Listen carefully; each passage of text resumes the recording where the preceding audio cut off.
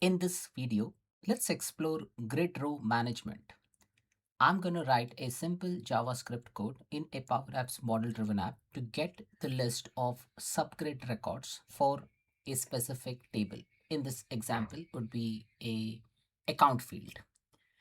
Example, number of contractors belonging to a company.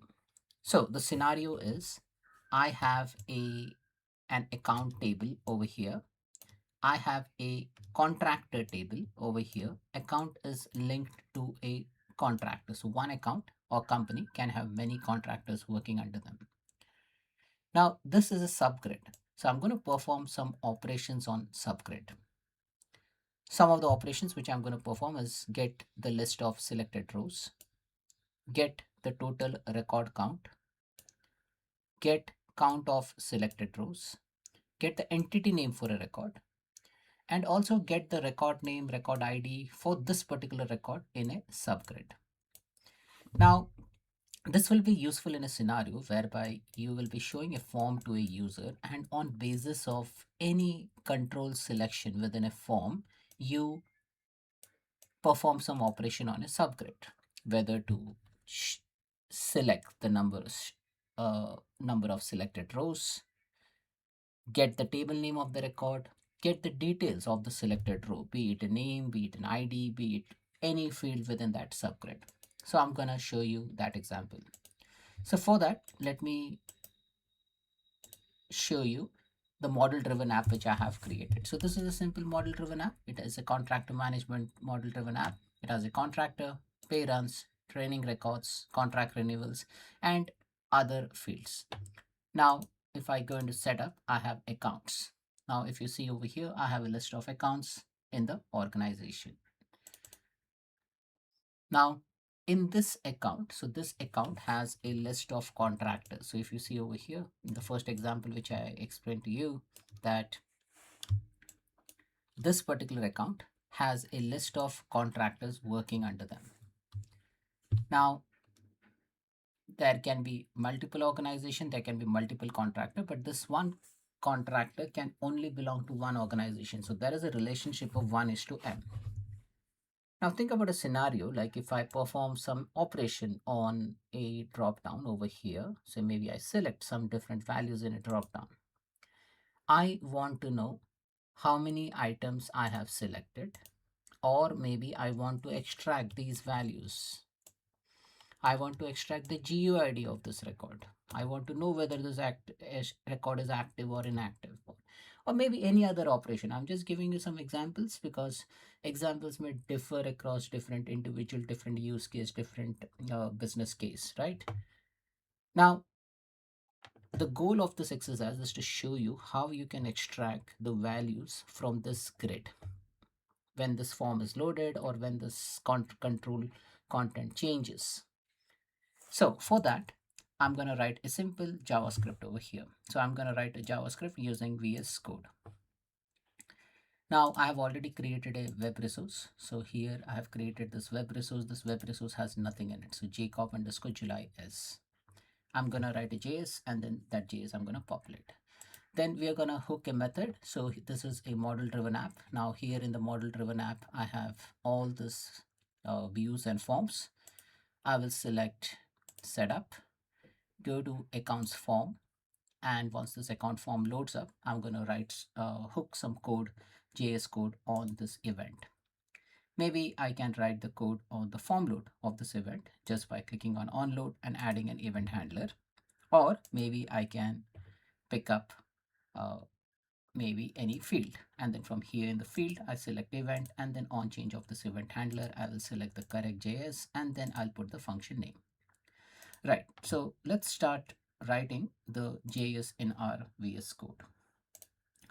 Now, first thing, we would like to first get the grid context, right, or the row context. So first, let's go to write function and call this as, say, maybe grid row, and we're going to pass the execution context. Then I'll be writing the form context, so where form context equal to execution context dot get form context. So I'm getting the form context. Now, grid control in that form. So where grid control equal to form context dot get control and the name of the grid. Now the name of the grid can be extracted from here. So if you select outside box, inside box, from here you will see this is the name of that grid. So let's copy this grid name. So I'm going to get the control of this particular form, so which is the grid. Now I will have a variable where I will say where equal to grid control dot get grid. So I'm getting the entire grid in this object. I can get all the rows of that grid by just writing grid dot get rows. I'll be getting all the selected rows.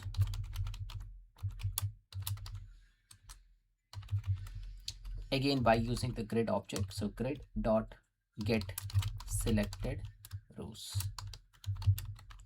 I can even get the count. So record count equal to grid dot get total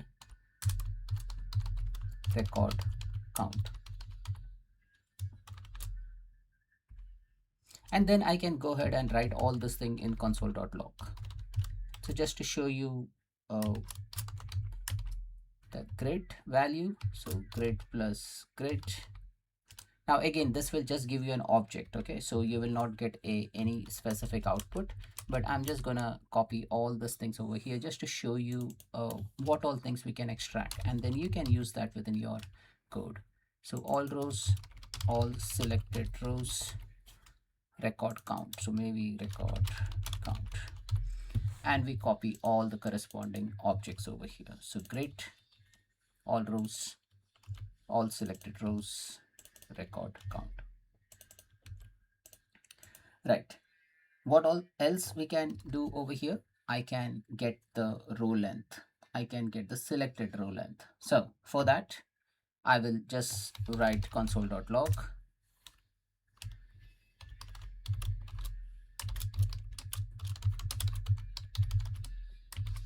And here I will just say all rows dot get length. That's a method. I will copy this entire thing, and then I'll say selected rows length. So if you have selected some particular object, I can get the value from that.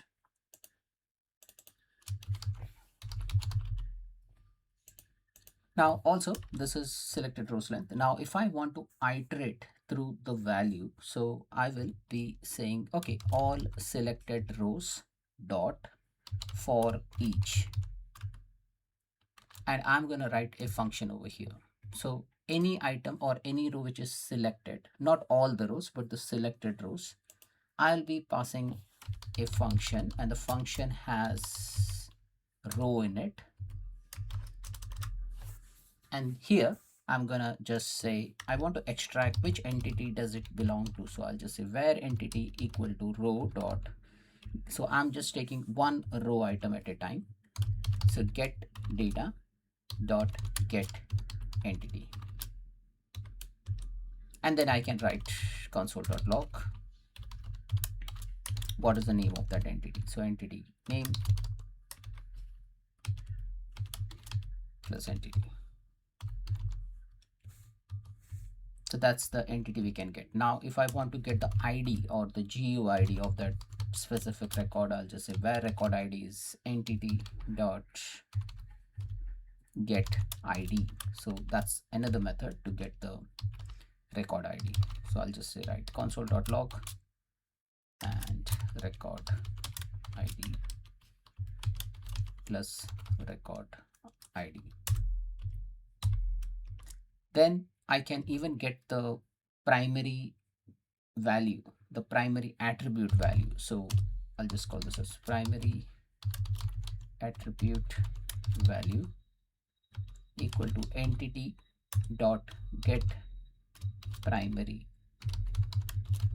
attribute value, and I can write this console.log.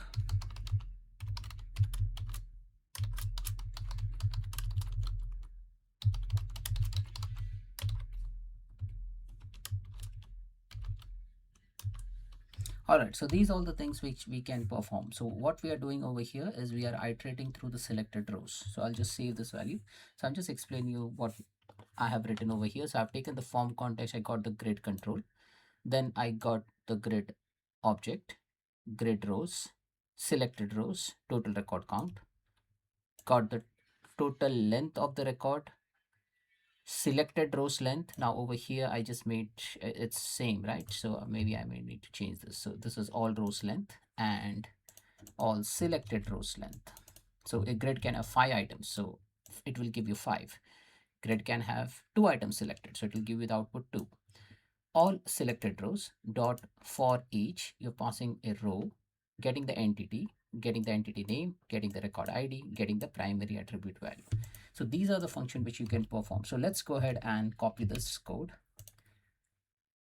and go to our model driven app. Here first, let's paste the code. You can create multiple web resource, and I'm just using currently just one web resource, one script, but you can add multiple functions within one web resource as well. All right, so this function name is important to know, grid row. So what should happen? When does this method should execute? Now I can't write this in form load because think about it, like if I write it in the form load, I have no option to select anything, right? So maybe what I'll do is like let this form load, then I will select and then I'll make some change over here and then I will be able to extract the value. So for that, I will say pick up any field, say category. So let's assume if category changes, then I want to execute that piece of code. So select over here, July.js, paste the function name, pass execution context as first parameter, click on save and publish. And then everything we have written in console.log, it is just to show you, but then in your real world case example, you will be performing some operations. I'm just showing you what all things are possible, what all things you can perform. All right, so coming to accounts, let me do a hard refresh, control F5. And you click on the account name. And then from here, maybe I will just select something. Say maybe I've selected Sarah and Maria. And maybe I'll change the category. And nothing happened over here. So if anything doesn't happen, then maybe that JS is not updated as of now, or the form is not published. So looks like form is published, JS is published. If it is not published, maybe you can go ahead and publish it again. Coming back again, go back over here, maybe select a couple of records, select the category, and now you can see this JS is in effect. So what we got as an output, first thing we said grid. So grid is an object, right? So we have just mentioned console.log grid, and grid is grid control.get grid. All rows, again we are just getting all the rows. Rows is also an object, so you're getting an object out of here. All selected rows, yes, that is also an object because that will contain the entire selected rows. Now things will start getting interesting over here. Record count as 3, so that is the total grid item, so that is 3. All rows length 3. Okay, so again 3 count. How many rows have been selected? So that is 2, so that is correct. What is the entity name? Again, the entity name, it has come as object because we are just getting the entire object. We have not said entity.name, so that's why it is just an object. Record ID, now this one D5E something something, so this is the record ID for one of the items. So Sarah, record ID 7FF, oh sorry, record ID DF is for Tim Tom, and record ID 7FF is for Sarah. Now we can even verify that. So 7FF starting with primary attribute value Sarah. Now if you want to just confirm whether this value is correct or not, let's go inside Sarah and see the record. So if you see in the URL over here, the record ID is 7FF something, and this completely matches over here, right? So if you see over here, this one, this matches completely. So that means we are able to extract the GUID, we are able to extract the attribute value name, we are able to extract the entire object, the entire row, and we can perform all those operations. So that's it, folks. This is all about performing operation on a grid in a Power Apps model driven app using JS. Thanks for watching.